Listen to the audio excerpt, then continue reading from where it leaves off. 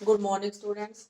हम फिजिक्स का fourth chapter पढ़ रहे हैं। उसका आज हम टॉपिक करने जा रहे हैं, वो है रिजर्व कॉन्स्टिट्यूएंसीज। रिजर्व कॉन्स्टिट्यूएंसी जैसे लिखने से पता है, रिजर्व मतलब कि रिजर्व्ड कुछ कॉन्स्टिट्यूएंसी होती है जो कुछ ऐसे वीकर सेक्शन के लिए रखी जाती हैं। Some constituencies are reserved for people who belong to scheduled caste and scheduled tribes are called reserved constituencies.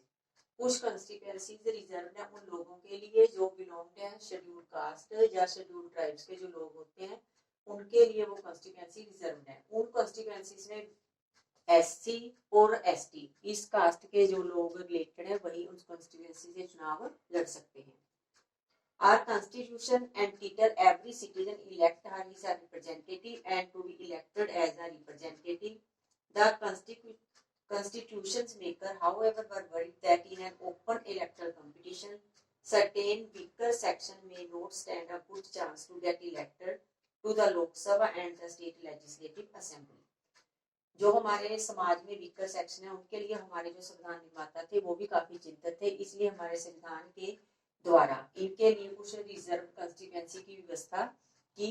SC और एसटी के लिए इस सेक्शन से रिलेटेड जो भी लोग हैं उनके लिए रिजर्व कॉन्स्टिट्यूएंसी की जो व्यवस्था है वो बनाई रखी। So the makers of the constitution thought of a special system of reserved constituencies.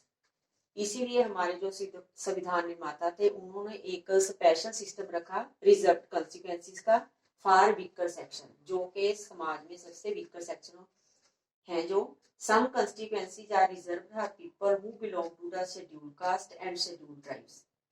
कुछ कॉन्स्टिट्यूएंसीज रिजर्व हैं उन लोगों के लिए जो बिलोंग करते हैं शेड्यूल्ड कास्ट से और शेड्यूल्ड ट्राइब से। 2012 में इलेक्शन हुए थे, उनमें ये व्यवस्था थी रखी गई थी। लोकसभा चुनाव में 84 सीट्स रिजर्व थी शेड्यूल कास्ट के लिए और 47 सीट्स रिजर्व रखी गई थी शेड्यूल ट्राइब्स लोगों के लिए। This system of reservation was extended later on other weaker section two the district and local level. Reservation वाला जो सिस्टम था इसको बाद में एक्सटेंड कर दिया गया डिस्ट्रिक्ट और लोकल लेवल पे भी। In many states, seats are rural panchayat and urban municipalities and corporations. Local bodies are now reserved for other backward classes.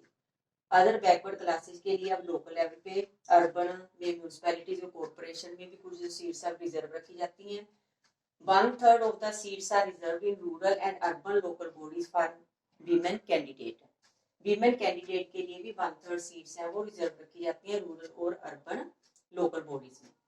उसके बाद जो हमारा नेक्स्ट टॉपिक है वो है वोटर लिस्ट। वोटर लिस्ट क्या होती है, जब इलेक्शन पड़ने वाले होता है उससे पहले एक वोटर लिस्ट तैयार की जाती है जिसमें पूरी तरह से क्या होता है जो वोटर्स हैं जो एलिजिबल हो चुके हैं उनके नाम ऐड किए जाते हैं और जो जगह छोड़ के इस कंट्री को छोड़ के कहीं और चले गए हैं कि दूसरी कंट्री में उनके नाम काटने या जिनकी डेथ हो चुकी है उनको काटना। उसके बाद इलेक्शन आने से पहले जो काफी देर पहले जो वोटर लिस्ट है वो तैयार की जाती है। The list of those who are eligible, eligible मतलब कि जो पहले एलिजिबल नहीं थे अब वो वोट डालने के काबिल हो गए। जैसे पहले 18 वर्ष से कम थे जो लोग जिनकी एज अब 18 इयर्स हो गई है वो एलिजिबल हो चुके हैं वोट डालने के। prepared much before the election, election से काफी देर पहले जो बननी तैयार हो जाती है। and given to everyone, और प्रत्येक को जो लिस्ट है वो दे दी जाती है। इस प्रकार की जो लिस्ट तैयार की जाती है इसका ऑफिशियल नाम है इलेक्टोरल रोल और इसका जो कॉमन नाम है वो है voter list. Universal adult franchise, universal adult franchise के प्रत्येक व्यक्ति जिसकी एज 18 वर्ष हो जाती है उसको वोट डालने का अधिकार दिया जाता है। All the citizen aged 18 years and above या इससे ऊपर can vote in an elections, vote डाल सकता है चाहे वो किसी भी कास्ट का हो, किसी भी रीजन का हो, पढ़ा लिखा हो या ना रिच है या पुअर है, प्रत्येक व्यक्ति के लिए। जैसे इसमें बताया गया है different citizen differ from one another, क्योंकि जो अलग अलग सिटीजन है वो एक दूसरे से अलग होते हैं। Some are poor, some are highly educated, कुछ गरीब होते हैं कुछ ज्यादा पढ़े लिखे होते हैं। तो इसका जो भेदभाव है वो ना रख के सभी को यूनिवर्सल एडल्ट फ्रेंचाइज के आधार पे वोट डालने का अधिकार दिया गया है। इस प्रकार को जो इसकी डेफिनेशन है every citizen has the right to vote regardless of his her caste, religion और जेंडर। ईपीआईसी, ईपीआईसी क्या होता है? Election photo identity card. कुछ वो इलेक्शन से पहले कुछ जो सिस्टम है वो किया जाता है, जैसे it is the responsibility of the government to get the name of all the eligible voter. जो वोटर लिस्ट तैयार करनी होती है, अभी एलिजिबल वोटर्स के नाम है उसमें ऐड करने, तो ये सरकार की रिस्पॉन्सिबिलिटी है कि उनके नाम है उसमें ऐड करें। As new person attain voting age, names are added to the voter list. Name of those who move out of a place और those who are dead are deleted.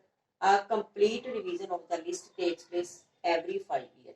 प्रत्येक 5 वर्ष के बाद जब इलेक्शन आने वाले होते हैं, इस लिस्ट को कंप्लीट रिवीजन की जाती है, इसकी दोबारा से बनाई जाती है। This is done to ensure that it remains up to date. In the last 5 years, a new system of election. पिछले 5 वर्षों से एक नया सिस्टम शुरू किया है, EPIC, election photo identity card. ये क्या है? द गवर्नमेंट है try to give this card to every person. सरकार प्रत्येक व्यक्ति को इस प्रकार का एक कार्ड बनाती है, प्रत्येक व्यक्ति का।